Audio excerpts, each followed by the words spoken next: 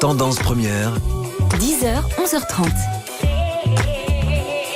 C'est un plaisir d'accueillir dans notre tribu aujourd'hui Stéphanie Frégapan, bonjour. Bonjour Véronique. Qui est psychomotricienne fonctionnelle et relationnelle et qui est maman de 2 enfants. Et c'est la combinaison des deux finalement qui nous amène à cette aventure particulière qu'est la publication de ces 2 ouvrages. Mes émotions et moi, on va parler émotions, on va parler pensées positives, mais pas que, parce qu'il y a des projets aussi pour la suite. L'idée, c'est vraiment de permettre de rétablir une communication entre les enfants éventuellement et des adultes, leurs parents de préférence, pour mettre des mots là où parfois même l'adulte en manque. Tout à fait.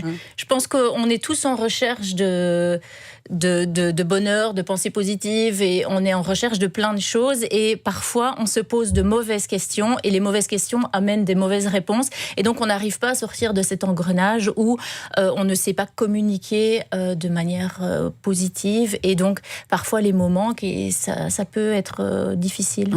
Imaginons un enfant qui est en colère, ou même qui est déboussolé par ce sentiment qui l'envahit et qu'il ne peut pas réfréner, qu'il ne peut pas contrôler, mais qu'il n'arrive pas non plus à exprimer clairement. Et cela amène des confusions, évidemment, parfois avec les parents, même si les adultes se sentent bien quand même souvent les choses.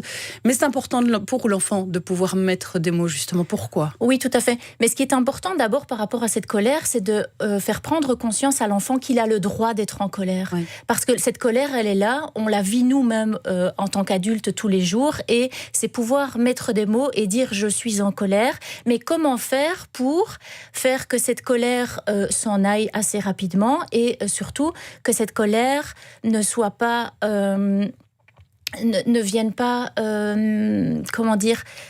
poser problème. Il faut d'abord que cette colère, je puisse en prendre conscience, que je puisse essayer de la gérer pour me sentir bien moi-même et ne pas impacter tout cela au niveau de la société, au niveau des parents.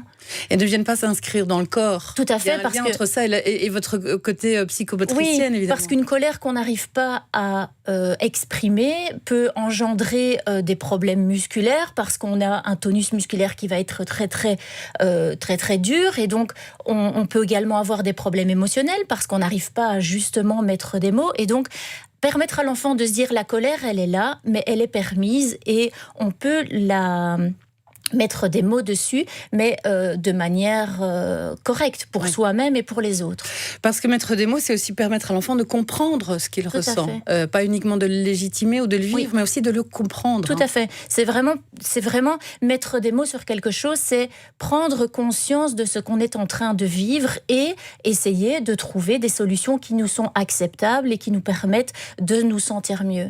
Et que ce soit enfant ou adulte, c'est pareil. D'autant que dans votre pratique, il me semble que vous êtes aussi en contact avec des enfants qui ont particulièrement des difficultés à gérer leurs émotions. Je rencontre très régulièrement des enfants qui n'arrivent pas à gérer leur colère, qui ont du mal à faire face à la situation qu'on rencontre pour l'instant, l'isolement, etc. Et donc, arriver à pouvoir mettre des mots, c'est vraiment très, très important. Et c'est, je pense, la base de tout mon travail. Alors, entre le travail et le livre, ça a été quoi le déclic ? Ma fille. Voilà, c'est ma fille, parce que j'ai une fille qui est perfectionniste, et quand on est perfectionniste, on trimballe avec soi son sac à dos de frustration.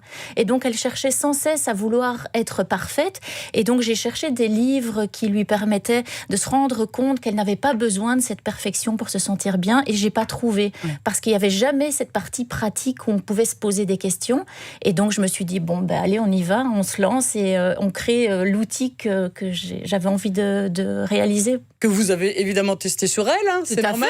Elle a pris partie prenante. Je l'ai testé sur elle, sur le papa, sur le frère, sur tout le monde. Et tout le monde a été mis à contribution, ça c'est une belle histoire familiale. Et puis ces livres, je les utilise dans la vie pratique de mon travail, non pas en prenant le livre, en l'ouvrant et en posant des questions, mais dans mon travail au quotidien, je pose des questions de manière positive. J'essaye de permettre à l'enfant justement de s'ouvrir, de prendre confiance en lui, parce que c'est très très important. Il y a beaucoup d'enfants qui manquent de confiance en eux.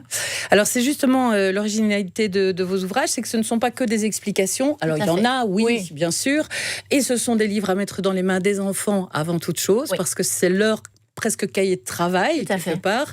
Il y a des explications, oui, mais il y a aussi et surtout beaucoup d'exercices à pratiquer soi-même, des exercices qui vont être révélateur. Oui, c'était vraiment pour moi important de permettre à l'enfant de pratiquer des exercices sur ce qu'il a vécu au cours d'une journée, au cours d'une semaine, pour arriver à prendre conscience de son mode de fonctionnement. Parce qu'on est tous différents, on fonctionne tous d'une manière différente.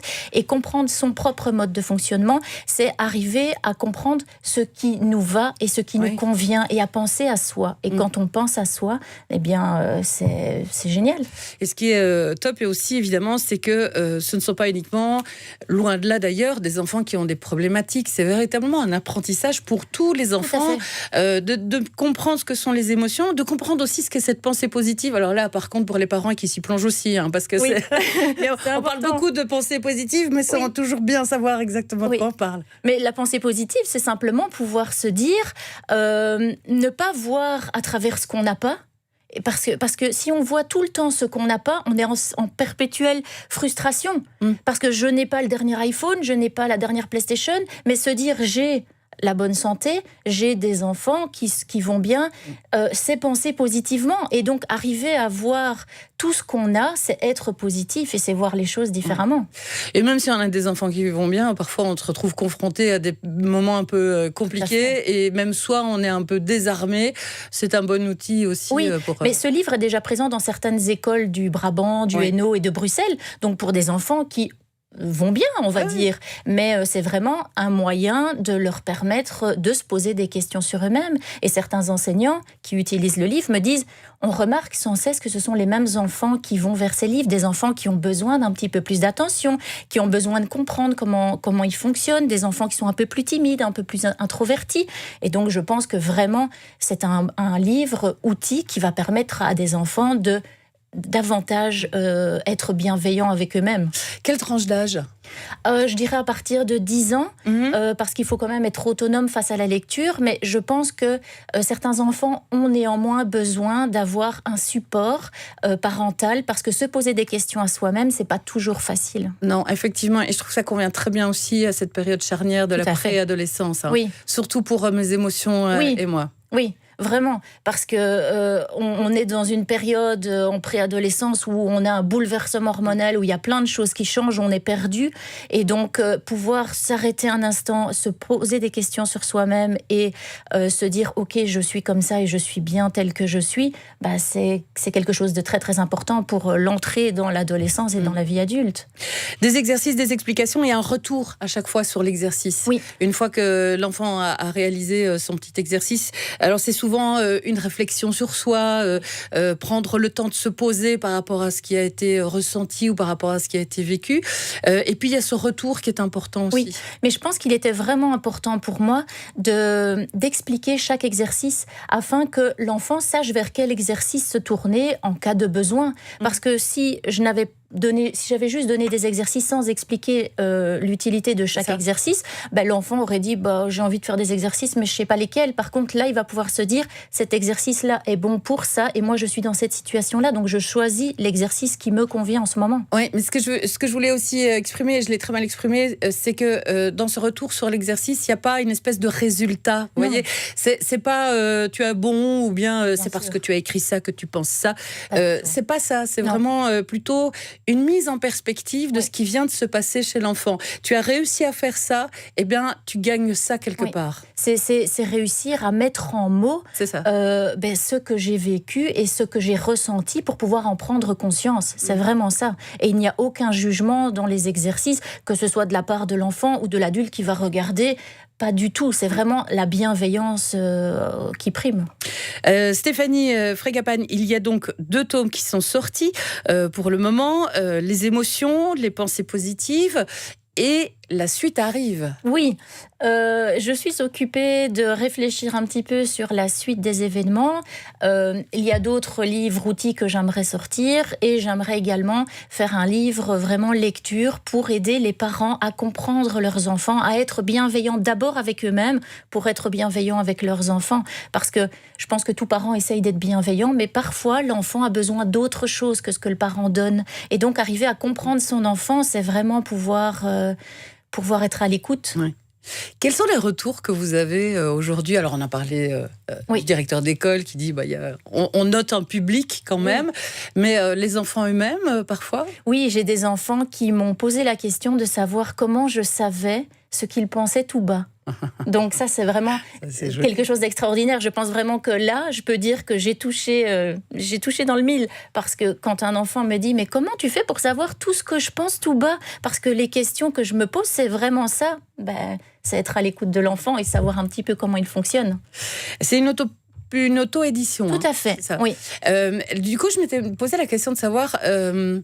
c'est compliqué quand on essaye de mettre en place des boîtes à outils pratiques comme celle-là, de trouver aujourd'hui une maison d'édition qui vous accompagne et qui vous porte, parce que du coup c'est un sacré boulot, c'est un sacré risque aussi de faire ça en auto-édition.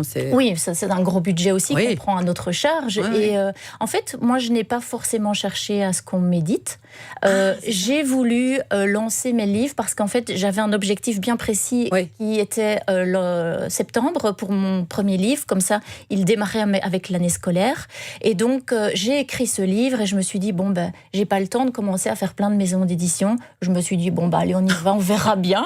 On verra bien. Et puis, quand on voit le résultat et les retours positifs que j'en ai, je me dis, j'ai tout gagné. C'est pour ça que j'ai fait le deuxième de la même manière. Nous, on a eu un coup de cœur pour Mes émotions et moi et Mes pensées positives et moi. On espère donc voir la suite arriver, évidemment. Un livre plein de finesse, intelligent et tout. Si vous voulez en savoir plus, il y a également le site je-suis-moi.be sur lequel on retrouve les informations à la fois sur le livre, sur le travail qu'il y a derrière aussi. C'est ça, sur les séances de psychomotricité également.